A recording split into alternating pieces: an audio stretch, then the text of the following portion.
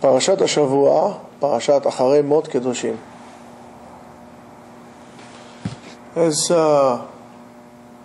an interesting ordeal in this week's Parasha when it mentions the Korban of Yom Kippurim.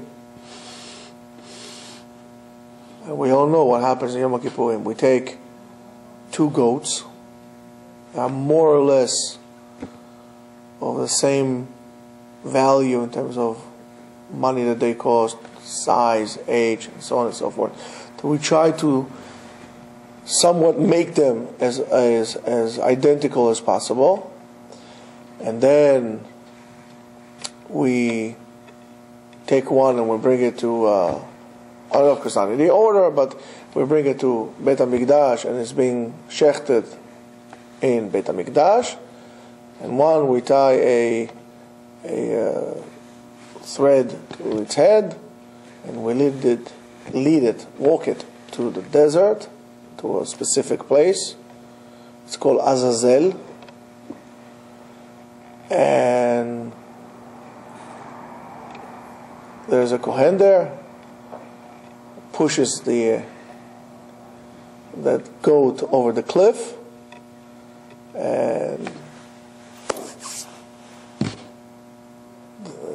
then it's over, and then we bring the Korban, which is very weird. I'm thinking about it very weird. But by the way, the place is called Azazel. There is a Chaz v'Shalom, a curse in Hebrew. They say Lech LaAzazel. When you tell somebody Lech LaAzazel, it means it's not similar to the English translation of go to hell. Azazel is not hell. Azazel is the place, but rather we Chaz v'Shalom curse a person to that concept that kind of perish or something like that. So it's a really harsh statement to make. But if you come to think about it, what is really the idea behind it? I mean, did we all of a sudden at Yom Kippurim, out of all days, became somewhat of idol worshippers? We take one korban, we bring it to Al Kadosh Baruch Hu, and another korban. What do? We give it to another entity. What in the world is going on there? What's the remez behind it? So first of all, the idea behind bringing a goat is to show the actions of the behemic actions that we did, that we were like beasts. We didn't refine ourselves. Okay, but why two then? Why two? So first of all, one needs to understand that there's no other entity in the world. And you don't sacrifice to anything else. And there is a great remez, there's a great hint to that concept of the two goats. As we said, HaKadosh Baruch Hu does not need anything from us. We don't do God a favor by worshiping Him, by giving offerings. God does not need shish kebab. He is not the king of barbecue. He doesn't need that. It's something for us to understand. Now here we are, standing at Yom Kippur, and we have this ordeal of the two goats to basically remind us that it's all in our hands, and we always have a choice where we want to go. You want to be holy? Bring yourself into Beit HaMikdash. If you choose the other way around, let's see what happens. The Mishnah, the sources tell us that when they used to throw it down, it would never come even to half a way down, and it would dismember completely, and the whole goat would crush and fall into pieces. In other words, one needs to understand, when you choose the impure sides, when you don't choose the good, not only you don't get anywhere, you don't even make it to the bottom. You will disintegrate in the middle. You go nowhere. So when you come in front of HaKadosh Baruch Hu, realize it was your bechira. It was your choice. And it's a reminder to us to go here or to go there. To go to the desert or to go to Beit HaMikdash, to the temple, to the holy of the places. It's a tremendous idea. It's a tremendous idea. Similar to the concept of where Moshe Rabbeinu was buried. Moshe Rabbeinu was buried right across from Beit Peor, Beit Baal Peor. Out of all places in the world, HaKadosh Baruch Hu could not find a better place to bury Moshe, the father of all prophets, in front of this place of Baal Peor. No. It's not about the place. It's about what happens in between. And in between, Am Yisrael was walking in the valley. To enter the land. Baal Peor was on the Eretz Yisrael side. Moshe Rabbeinu was on the other side. To show you, first of all, listen, mister, you walking in the middle. You're going to choose where you're going to go. One hand, you could be as holy as Moshe Rabbeinu,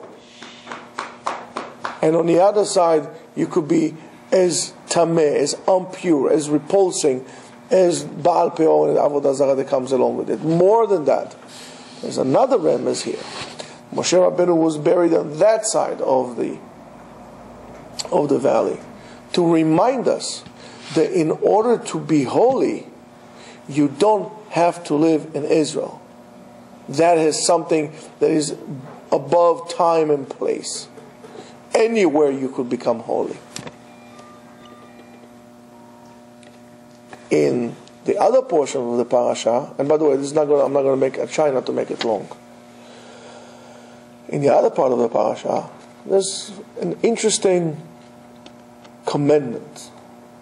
And the pasuk says, "Lo tisna et achicha bilevavcha, hocheach tochiach et amitecha, lo tisa alav chatat." Chet, sorry. You should not hate, do not hate your brother in your heart. Rebuke him. Hocheach tochiach. You should rebuke him. Who? Et amitecha. Amitecha is not your friend, is above a friend. Lo tisa alav chet. Don't carry his sin on you. Because when you see somebody doing something wrong, and he might not be aware that it's wrong, and you are, and you're keeping your mouth shut, you're keeping silence, you're letting him continue in his wrongdoing, it's your fault. Now it becomes your problem. So on that was a rabbi in Europe. His name was Rav Yitzchak Isaac Chaver. And one time he made a sermon in front of his people, and he made this unbelievable drasha, and he says that the essence of Kiyum HaTorah ve'amitzvot, the existence of Torah and its mitzvot, is dependent upon the unity of Am Yisrael. If Am Yisrael has achdut, when there is unity and love, so when a person sees his friend doing something wrong, and he would make him aware of that, he would listen, because he knows, and it's clear to him that what was said to him was said for his benefit and out of love. Okay? But when there is a machloket, and there is a disagreement and fragmentation of the people, there is no chance. We don't have the possibility to give tochecha, to rebuke people, to guide them. Why? But when you see something that is not right, is inappropriate with another person, you're happy. You're in a way looking forward for your fellow Jew or fellow human being to stumble. Why? Because you see him as your enemy. He's a threat for you, to you. You want him to fail. You might say you actually like him. He's a good man. I like him. But lo tisna et achicha belevavcha. Don't hate him in his heart. Don't say, oh, he's such a wonderful person, he's such a tzaddik. And then you really pray to God that he would stumble, please. And I see he's doing something wrong. I'm going to keep my mouth shut. Let him. That is an avera mideoraita. It's a very, very severe thing. So, even if you give him tochecha, not only that, even if you give him tochecha, since now you are separated, your fellow human being would not be willing to accept that, because he would think that you're actually trying to threaten him, that you want him to stop. So he's not going to be mekabel your tochecha, because he would see in his eyes that you want him to be disgraced. So your tochecha would never work, because there's no love, there's no acceptance. And if this is the situation, the Torah and the mitzvot could not exist. It wouldn't, just not happening.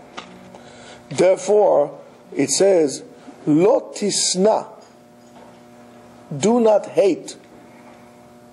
So when a person hates, he's doing an avera. Lo tisna. Therefore, there's not even one mitzvah in the Torah that would require you to hate anyone or anything.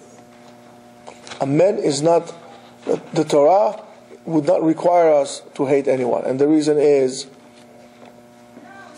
because even if you would hate your enemy, you would taste and you would feel how hatred feels.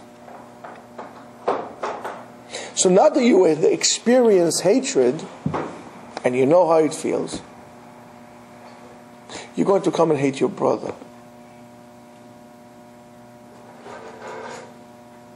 And therefore, do not let hatred inside of you at all.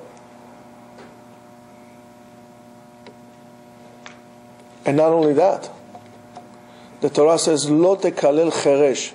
You should not curse a deaf person. The truth of the matter is, what difference does it make? He doesn't hear what I have to say to him. Cheresh, by the way, not necessarily a person who is deaf, a person that cannot hear you. Al tekalel cheresh. And we need to understand that there's a great issue here, because there is a concept in the Torah that says, Sur mera, remove yourself from bad. Sur, remove yourself. But the Torah does not end only there. Sur mera, va'aseh tov. And you should do good. Sur mera is don't curse a cheresh. Don't curse a deaf person. Va'aseh tov is ve'afta l'reacha kamocha. And you should love your fellow Jew as much as you love yourself. It's not enough to put boundaries to remove yourself from the bed. You have to be involved and active on pursuing the good. Oh, I'm not doing that. Well, what are you doing to change the situation? If you don't change the situation, if you don't pursue a change to the situation, eventually you would lose. Because if you are here and the bed is here, so you move here. Well, the bed will have simply more room to grow. And then you move here. And then it has more room to grow. Until one time you're just going to fall and you're not going to have any more room to go. So it's either going to fall down or to join the bed. So that's not enough. Sur mira va'aseh tov. It's not only about me becoming Baal Tshuva. I'm not going to do Averot anymore. I'm going to do mitzvot. But that's not even good enough. Because I have to learn. And I have to teach others. Lilmod ulelamed. Why? Because the whole kiyum ha-mitzvot, existence of the mitzvot, depends on the second part. Lilmod ulelamed. Then I could lishmor, la'asot, and only then lekayem. In other words, I need to be actively and positively interact with others, because I cannot teach you if I don't like you. And that's just sur mira v'aseh tov. Nevertheless, when you say bad things, you're creating a certain atmosphere around you of negativity. And if that's going to be the waves around you, guess what will happen? The bad always going to chase after you. Listen, there are things happening in the world. There are things will happen to your life. Your life is not always sitting on top of the pontoon. You know what a pontoon is? Pontoon is like, like a floating device with an engine that people go and barbecue in the middle of the lake. It's like a chilling out device. You guys from New York, you know nothing. But anyway, a pontoon is a wonderful thing. All right? Life is not like an oil lake with no waves that you could barbecue on top. Life is like an ocean. It has waves, it has ups, it has downs. But if you know anything about waves, the bottom of, when you go down in the ocean, you don't have waves. Waves usually are on the top. So you need to create this stability in your life. Yes, they're going to be don't let the dips in your life take you all the way down. Life is not a waterfall. Create a momentum. Create an internal quiet, an internal flow. Yeah, the surface will be wavy, will be choppy, but the inside is going to be calm.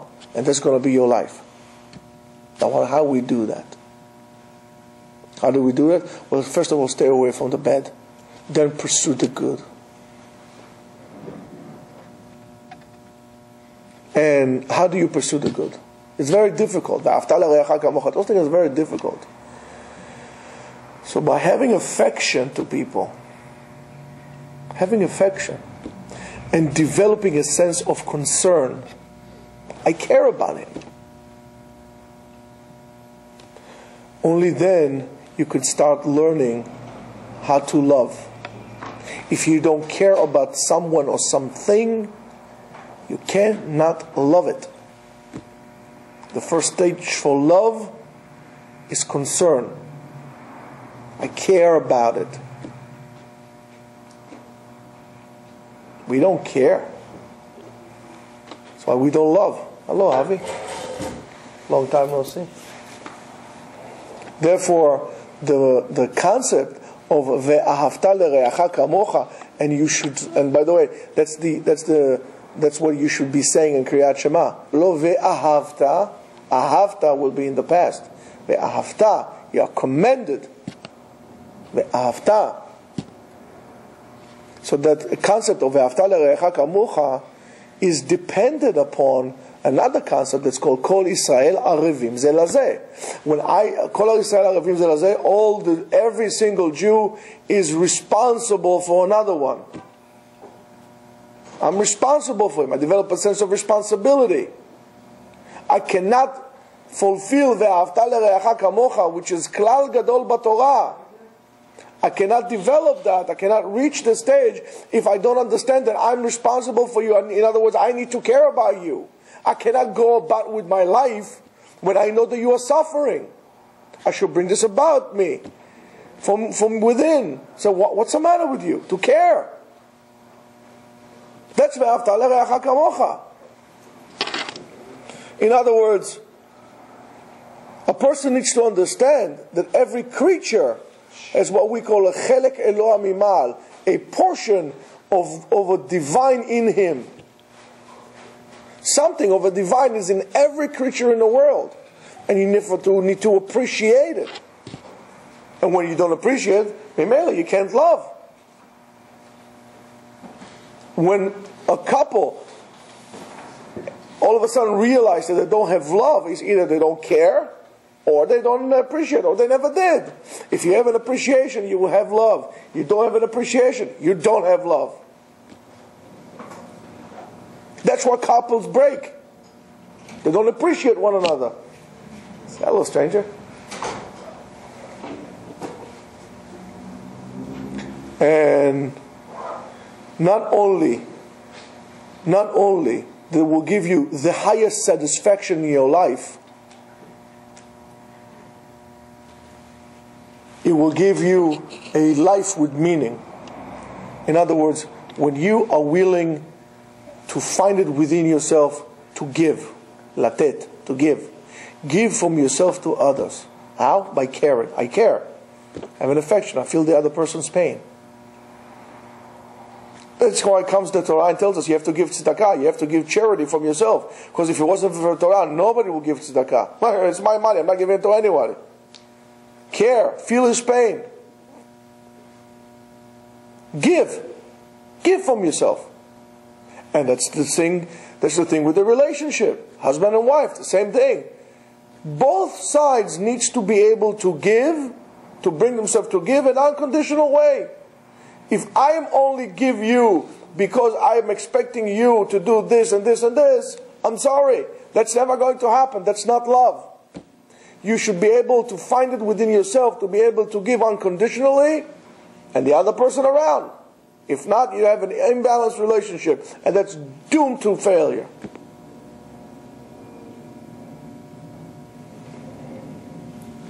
Let me ask you a question. Who has the greatest satisfaction? The father who gives or the son that receives? Why? Because giving, believe it or not, letting go is the greatest pleasure that a person can have. Because the father loves the son more than the son loves the father. So the fact that he gives because of his love. So therefore the father giving is a great satisfaction. The son always demands because he is selfish.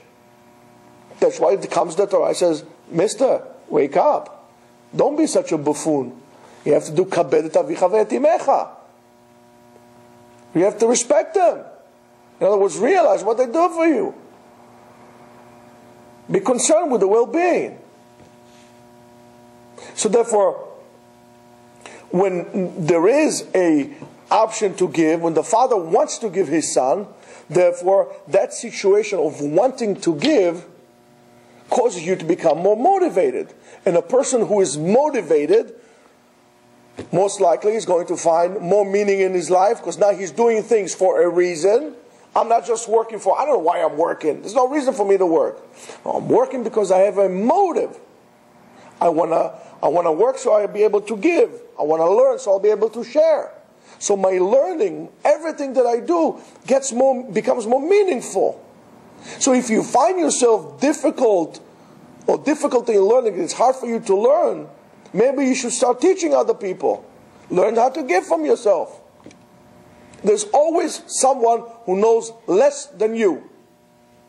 Since that, it is your job to teach, to hand over, to learn how to share. Selfishness, at the end of the day, as they say, causes your life to be meaningless. There's no meaning because I'm selfish. How much can you buy for yourself? When you're a narcissist, you're selfish. You'll even become depressed when you're selfish.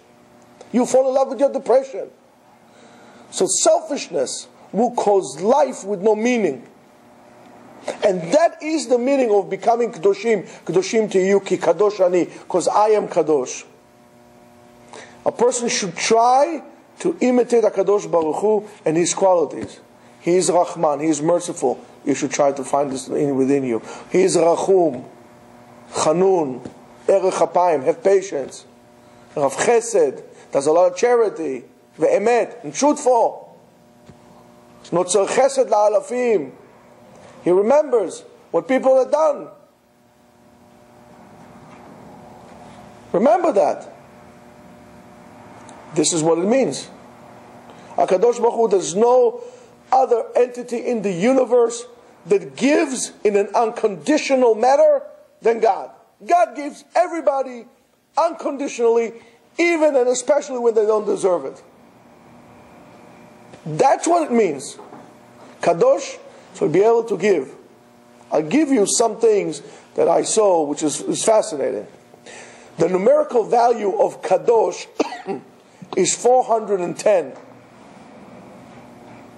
The same numerical value of the word Mishkan. Because when you are holy, as the Mishkan, as the tabernacle, represents heaven and earth, a complete world, completion, wholeness, so is Kadosh. You become whole. You have internal harmony. It's the same thing. In the Mishkan, everything was perfect, was harmonious. Everything has its place. Everything had a meaning. When you say Kadosh, the numerical value of Kadosh is identical to the numerical value of Shema. Shema Yisrael. And so instead of saying Shema Yisrael, try to think Kadosh Yisrael. Why? Because Hashem Echad. Because God is one. So your Kedusha is derived from the fact that God is one. Not only here. Kadosh Yisrael, it's a commandment. You have to sanctify yourself. In the Kriyat Shema, there is a matter of sanctification of the self. How? By recognizing that God is one, and recognizing one thing right after that. Love. Another thing is the numerical value of 410. Shnayim, 2. You cannot be holy if you are alone. You need minimum of 2 people. Why? So you can give. Again, your level of Kedusha would be determined a lot by your willingness to give. Look at Moshe Rabbeinu. He gave his life to the people. You want another numerical value? Bechevle Mashiach. At the footsteps of Mashiach. Mashiach is not coming because we don't want to sanctify ourselves. Why? Because we don't want to give. If you want Mashiach to come, if you want to have a harmonious world, you cannot be selfish. Selfishness drives Mashiach, drives the redemption away. Don't tell me you are waiting for Mashiach if you are selfish. I don't believe you. Or you simply don't know what it means. So here I am telling you. One more Gematria. Gematria of Kadosh is Yoshev Ohalim. Yoshev Ohalim is sitting in a tent. Yaakov Avinu was referred to Ishtam Yoshev Ohalim. Not that he was sitting in a tent. He was sitting and learning Torah. Yoshev Be'ohala Shel Torah. He was sitting by the shadow of the Torah. All the time he was learning. Therefore, in order for you to be Kadosh, you have to immerse yourself in Torah. You have to be established in the Torah. Come to Bet HaMidrash all the time. It says, Elohei Masecha lo ta'asu. A god of a mask you should not make for yourself. In other words, don't make other things as a mask for yourself, as a cover for yourself that would cover you from the truth. Not money, not gold, not honor. All these things are a mask.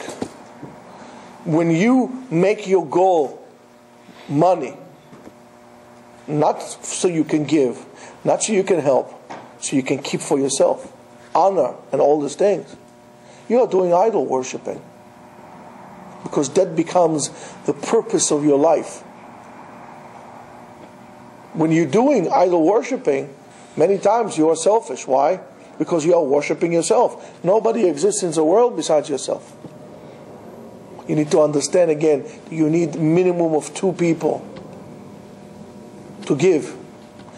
We need to understand that the Kedusha, holiness, is a product, is the result of a pe'ula, of an action, of asiyah, of doing. Not of seclusion and lack of doing. That's when a person sits down and does nothing, he's a batlan, he brings zima, he brings filth into his life. You need to be involved in doing, action, building. And according to that, and according to the Chazon Ish, he writes that even Poshei Israel, even the worst in the Jews, the criminal of the Jews, the complete seculars, are also begeder amitecha. You also have to give them tochecha. You also have to see the kedusha in them. You need to understand, you have to give from yourself to them. When Kadosh Baruch Hu said, Kedoshim tihiyu, holy, in plural. Kedoshim, the numerical value is 460. There's remes for that. There's a hint. 460 is the numerical value of ma'asim. Kedoshim, plural. You have to act. You have to do. Another word is midot. You'll be determined by kedusha, by your qualities, not by what you call yourself. You can call yourself His Holiness, but what are your actions? Not the titles that you give to yourself will count at the end of the day. What you had done, your actions, your qualities. And the last one is Tzaddik ben Tzaddik.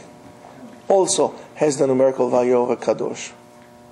You need to make sure the Kedoshim, in plural, sometimes we refer to you, Michael, as you and your son. In other words, you need to make sure that your environment at home would be holy as well.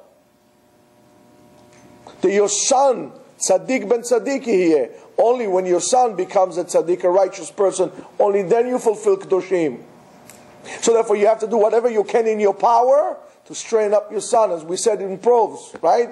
Don't be afraid of giving your son a little rebuking. He's not going to die from that. Better off you give him rebuking, better off you whip him into shape, rather than he's going to lose his soul in hell. It's an unbelievable thing. It's a tremendous, tremendous concept. It's totally different than what we think holiness is all about. To see, or should I say, not to see the bad, but to search for the good. And whatever there will be, this is the avodah, the work, the worship, the duty of a person who is call himself a believing person. One who is pursuing and is searching for the good, who is searching for the truth. You want a good way to live your life. You want to have life full of meaning. You want to have holy life. Look and search for the good. And בזכות זה, and בזכות התורה, כולנו נהיה קדושים. אמן.